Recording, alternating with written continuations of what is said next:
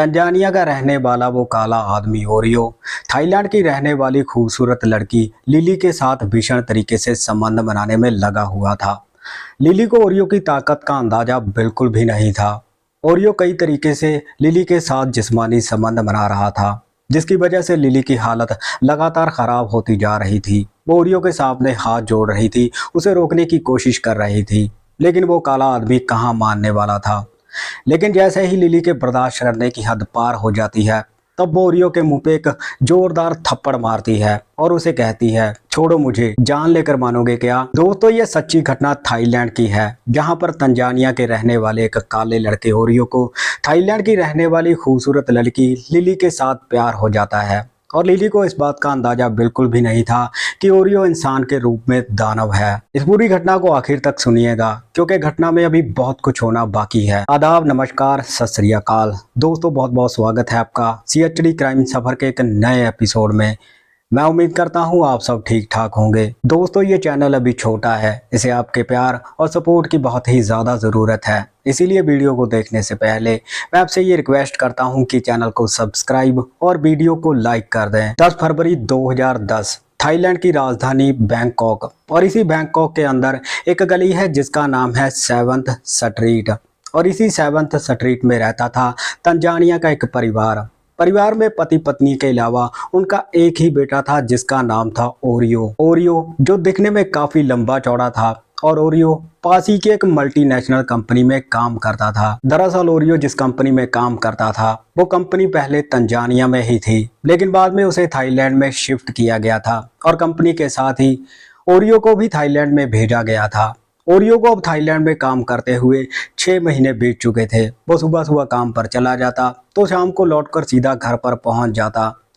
लेकिन एक दिन वीकेंड पर ओरियो सोचता है कि वो आज थाईलैंड में घूमेगा, थाईलैंड की रातें देखेगा। और ओरियो तैयार होकर अपने घर से निकल पड़ता है थाईलैंड में घूमने के लिए। अब ओरियो थाईलैंड में इधर उधर घूम रहा था, मस्ती कर रहा था, खा पी रहा था और ड्रिंक्स वगैरह भी कर रहा था। अब घूमते घूमते ओरियो को शाम हो चुकी थी, और जैसे ही ओरियो घर लौटने वाला होता है तो उसकी नज़र एक मसाज पार्लर पर पड़ती है। दरअसल थाईलैंड के मसाज पार्लर पूरी दुनिया में ही मशहूर है।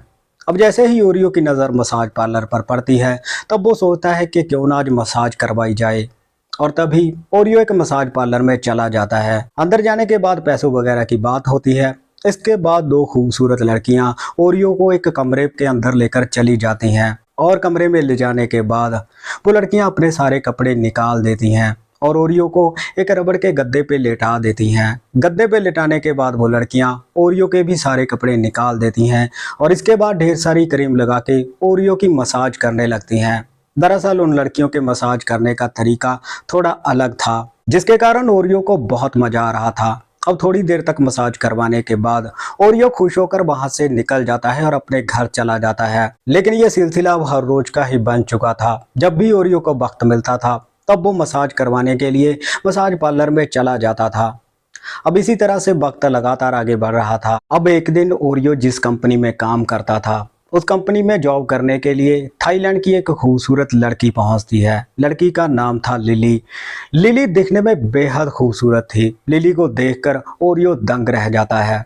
अब लिली कंपनी में जॉब करने लगती है। अब क्योंकि ओरियो को 2 साल बीत चुके थे कंपनी में काम करते हुए, इसीलिए ओरियो लिली का सीनियर था, और कंपनी वाले लिली से कहते हैं कि तुम्हें 2 साल ओरियो के अंडर ही काम करना पड़ेगा, इसके बाद तुम्हारी प्रमोशन के बारे में सोचा जाएगा। और अब लिली ओरियो के अंडर काम करने लगती है।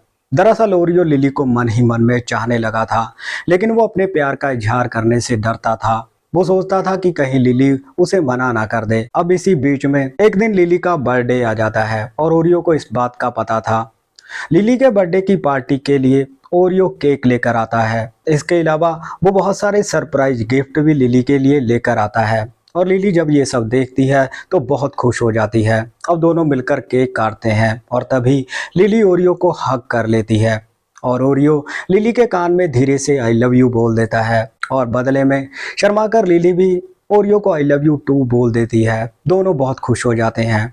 अब पार्टी करने के बाद दोनों अपने अपने घरों में चले जाते हैं। अब इस तरह से इनके प्यार का सिलसिला चल पड़ा था। दोनों एक साथ कंपनी में काम करते थे, इसीलिए दोनों एक साथ ही रहते थे। अब इसी बीच में एक दिन कंपनी में 2-3 दिन की छुट्टी आ जाती है।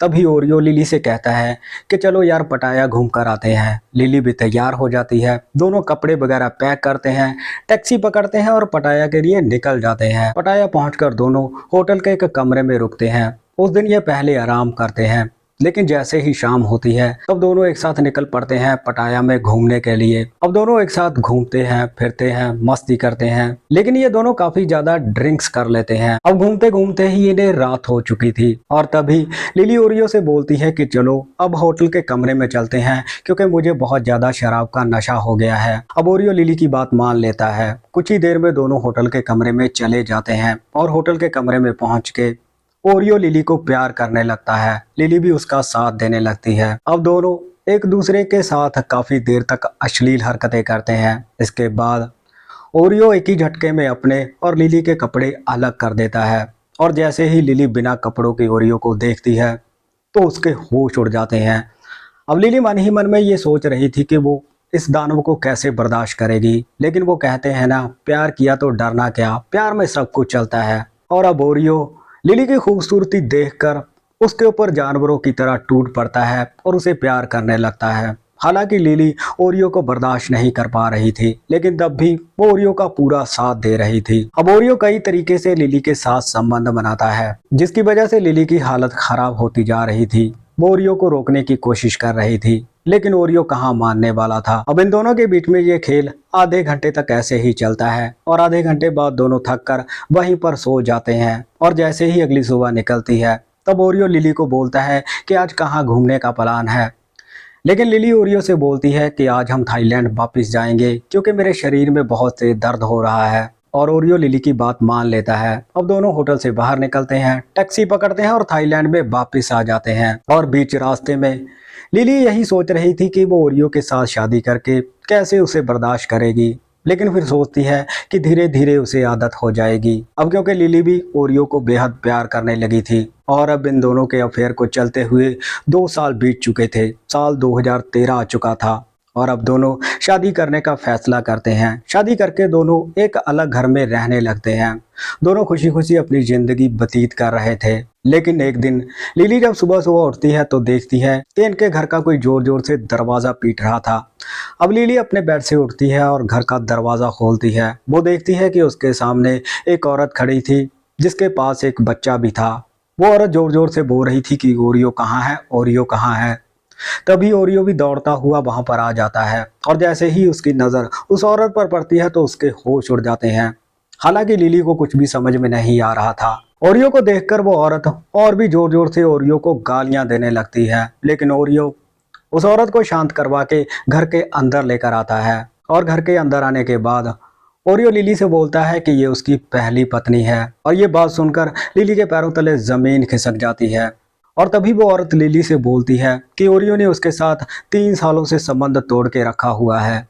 ना उसका फोन मिलता है और ना ही ये पता चलता है कि वो कहाँ पर है। वो औरत बताती है कि वो जब भी ओरियो के माता पिता के पास पूछने के लिए जाती है तब वो साफ साफ मना कर देते हैं कि हमें नहीं पता है कि ओरियो कहाँ पर है। ये बात सुनकर लिली का मन दुखी हो जाता है, लेकिन तभी लिली गुस्से में आकर ओरियो के मुंह पे एक जोरदार थप्पड़ जड़ देती है। इसके बाद वो अपने कमरे में जाती है। कमरे में जाने के बाद वो अपने कपड़े वगैरह एक सूटकेस में पैक करती है और ओरियो का घर छोड़कर वहां से चली जाती है। ओरियो लिली को रोकने की बहुत कोशिश करता है। वो लिली के सामने बहुत हाथ पैर जोड़ता है, लेकिन बात धोखे की थी, इसीलिए लिली वहां पर 1 मिनट भी नहीं रुकती। फिलहाल ओरियो का तो पता नहीं कि वो कहाँ पर है, लेकिन इसके बाद लिली ने किसी और लड़के के साथ शादी कर ली थी और अब वो उसी लड़के के साथ एक खुशहाल जिंदगी जी रही है। दोस्तों, ये थी आज की सच्ची घटना। बाकी इस घटना के बारे में आपकी क्या राय है, आप अपनी राय कमेंट सेक्शन में ज़रूर रखिएगा। इस घटनाक्रम को सुनाने का मकसद किसी को परेशान करना या दुखी करना नहीं था। तो मिलते हैं किसी और घटना में, तब तक आप अपना ख्याल रखिए, सतर्क रहिए। जय हिंद।